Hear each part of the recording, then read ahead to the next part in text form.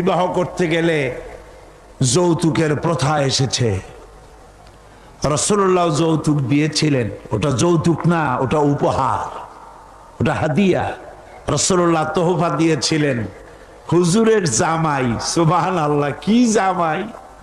এক জামাই তো জিন্নুর আইন, যাকে ফেরেশতারা পর্যন্ত লজ্জা করতো যারে দেখে, হযরত উসমান রাদিয়াল্লাহু তাআলা আনহু।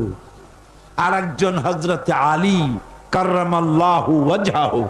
হযরত আলী, যার সম্পর্কে রাসূল পাক সাল্লাল্লাহু আলাইহি ওয়াসাল্লাম যাকে কত সম্মান দিয়েছেন, কত মর্যাদা দিয়েছেন, এই হলো হযরত আলী হুজুরের জামাই। আনা মদিনাতুল ইলম ওয়া আলিয়ুম বাবুহা। আমি হলাম জ্ঞানের রাজ্য, আর আলী হলো সেই রাজ্যে প্রবেশের দরজা। সুবহানাল্লাহ।